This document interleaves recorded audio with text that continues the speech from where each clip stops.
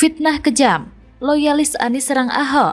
Andi Sinulinga sebut Ahok wajah politik identitas. Woi, gak salah nih. Ditulis oleh tim redaksi jurnal, dikutip dari berbagai sumber.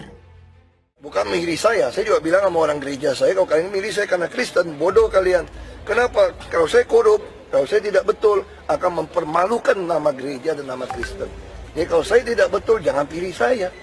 Itu lebih penting orang Jakarta tahu. Kalau kamu pilih orang karena seagama, sekeyakinan, hati-hati loh. Kalau orang yang pilih korup, tidak bekerja, itu akan merusak nama agama Anda.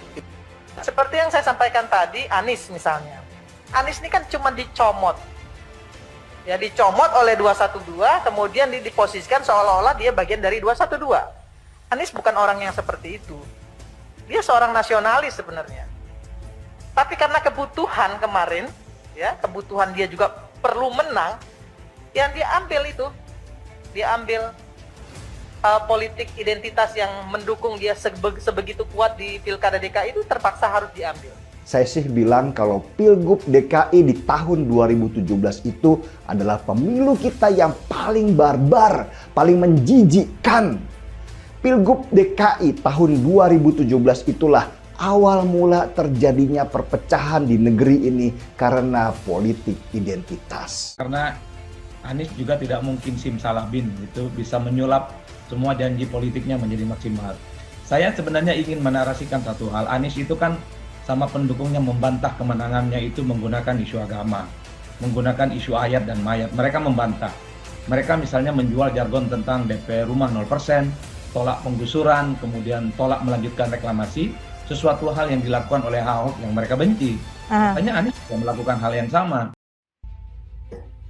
Loyalis Gubernur DKI Jakarta Anies Baswedan, Andi Sinulinga, melontarkan sindiran kepada mantan Gubernur DKI Jakarta sebelumnya, yang kini menjabat sebagai Komisaris Utama PT Pertamina, Basuki Cahayapurnama atau Ahok. Menurut dia, Ahok merupakan sosok yang hobi menyinggol masalah agama, baik agama sendiri maupun agama orang lain. Hal itu ia sampaikan melalui akun Twitternya, dilihat pada Kamis 18 Agustus 2022. Tak hanya itu, pihaknya juga mengunggah video Ahok yang tengah membicarakan soal iman dan agama. Karena itu, pihaknya sangat menyayangkan aksi Ahok yang getol sekali membicarakan masalah agama. Lantas, Andi pun menyebut Ahok adalah contoh nyata dari wajah politik identitas. Pasalnya, menurut Andi, Ahok selalu membawa-bawa agama ke dalam ruang rapat kedinasan. Bahkan, Andi sendiri berkilah jika rakyat lebih percaya Ahoklah bapak politik identitas. Walaupun label politik identitas itu disematkan ke Anies Baswedan. Kontannya, cuitan si Andi ini disambar netizen dan ikut melontarkan komentar dalam akun Andi. Salah satunya dari akun @diksbtn yang mengatakan bahwa Anies dicap sebagai intoleran merupakan hasil dari pembodohan stigmatisasi yang ditiupkan secara terus-menerus oleh buzzer. Bahkan tak ayal, kata akun tersebut, para buzzer tidak terlalu menyebar hoax dan fitnah. Bahkan Jakarta akan disuriahkan. Yaelah drun, hari gini masih aja nyuci nama buruk Anies Baswedan yang sudah terlanjur terkontaminasi radikalisme dan intoleran.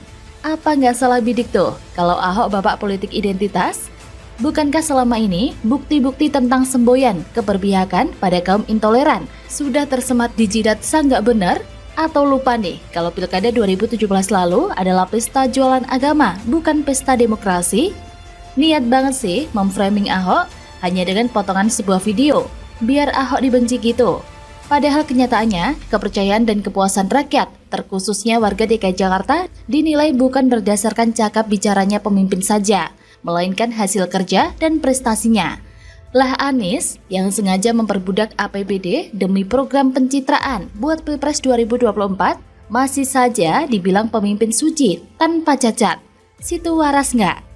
Coba dipikir nih drone, kasus banjir karena air hujan dialirkan ke sungai dibilang melawan sunatullah. Stadion JIS yang baru diresmikan dibuat sholat Id dan Idul Adha, padahal aslinya buat kampanye politik.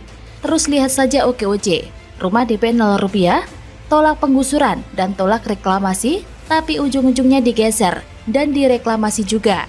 Apa itu yang namanya pemimpin, pemegang kunci kafling surga?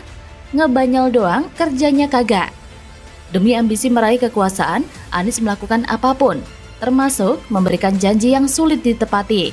Ambisi Anies ingin menjadi penguasa DKI 1 membuat janji-janji busuk dikemas menjadi bahan jualan di Pilkada 2017 lalu.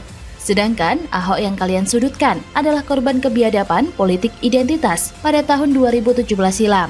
Sampai-sampai menjebloskannya ke penjara. Itu yang kalian anggap manusiawi? Lagian, selama ini Ahok telah membuktikan bahwa ia tidak hanya seorang pemimpin yang modal bacot doang. Dia punya integritas, punya prestasi, dan punya aktualisasi kerja yang nyata. Nggak cuma modal janji kafling surga kayak Anies Baswedan, junjungan kalian. Selama menjabat menjadi gubernur, para masyarakat pun menilai sangat puas dengan kinerja Ahok.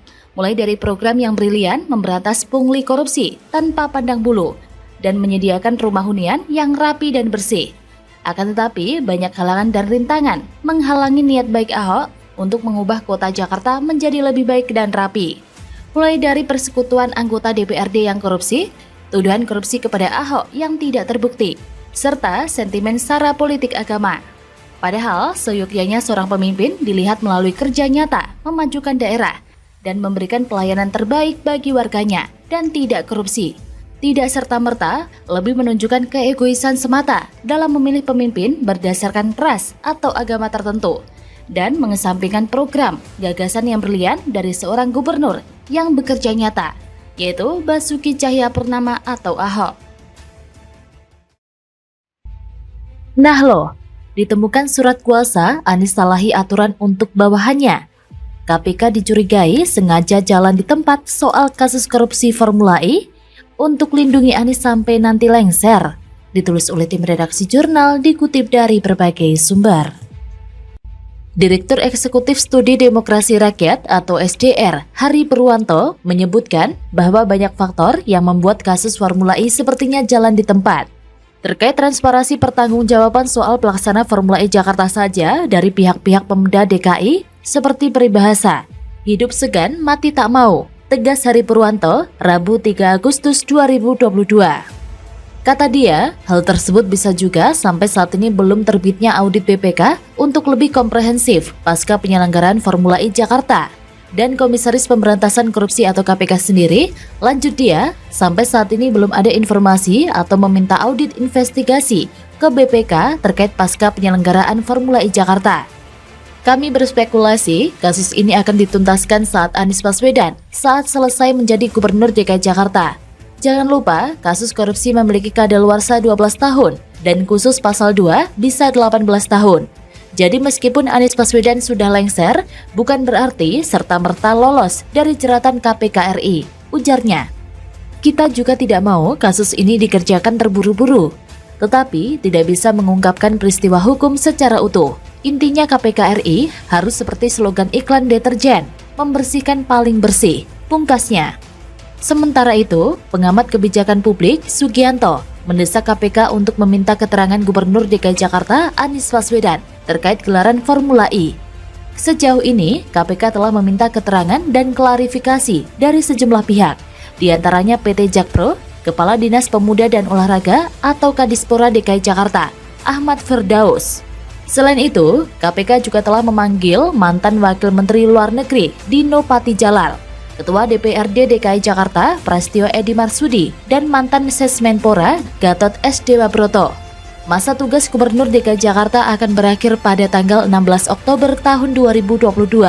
Sebaiknya KPK perlu segera meminta keterangan dan klarifikasi dari Anies sebelum masa akhir jabatannya, kata Sugianto kepada genpi.co pada Selasa 2 Agustus. Dia lantas menjelaskan 8 alasan mengapa KPK perlu segera meminta keterangan dan klarifikasi dari Anies. Pertama, pemanggilan itu perlu dilakukan agar tidak menimbulkan kesan diskriminasi. Kedua, Anies adalah orang yang banyak mengetahui tentang rencana dan pelaksanaan penyelenggaraan Formula E.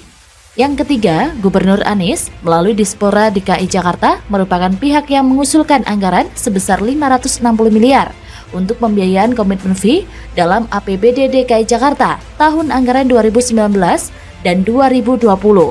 Keempat, Anies pernah mengeluarkan instruksi gubernur atau Ingub nomor 77 tahun 2019 tentang dukungan dalam persiapan penyelenggaraan kegiatan Formula E tahun 2020. Kelima, instruksi Anies memerintahkan Kadispora Ahmad Firdaus untuk membayar pembiayaan komitmen fee Formula E. Dan keenam, Gubernur Anies juga pernah memberikan surat kuasa kepada Kadispora Ahmad Firdaus tentang peminjaman uang pembayaran komitmen fee Formula E. Surat kuasa tersebut dianggap menyalahi aturan lantaran proses peminjaman dan pencairannya tanpa didasari payung hukum. Perda APBD Perubahan Nomor 5 Tahun 2019 sebagai payung hukum baru sah menjadi Perda APBD Perubahan pada tanggal 24 September tahun 2019. Ketujuh, tentang penjelasan Wakil Ketua KPK Alexander Marwata. Diyakini KPK telah mengetahui tentang adanya aturan dari Kementerian Dalam Negeri atau Kemendagri yang tidak membolehkan APBD DKI Jakarta digunakan untuk kegiatan yang bertujuan bisnis. Alasan ke-8, KPK telah mengetahui biaya komitmen fee sebesar 560 miliar rupiah digunakan untuk 3 kali kegiatan Formula E sampai tahun 2024. Dengan alasan itu, seharusnya KPK juga telah memanggil Gubernur DKI Jakarta Anies Baswedan untuk dimintai keterangan dan klarifikasi, kata pria yang biasa disapa SKY ini. Menurut SKY, pihak KPK tidak meminta keterangan dari Gubernur DKI Jakarta Anies Baswedan. Ini bisa menjadi suatu hal yang aneh bin ajaib, sebab KPK telah 2 kali memanggil Ketua DPRD DKI Jakarta Prasetyo Edy Marsudi. Yang pasti KPK belum menghentikan kasus Formula E. Bila nantinya terbukti terjadi pelanggaran dan kerugian keuangan negara, pasti akan segera ditetapkan tersangkanya. Pungkasnya, bagaimana menurut Anda?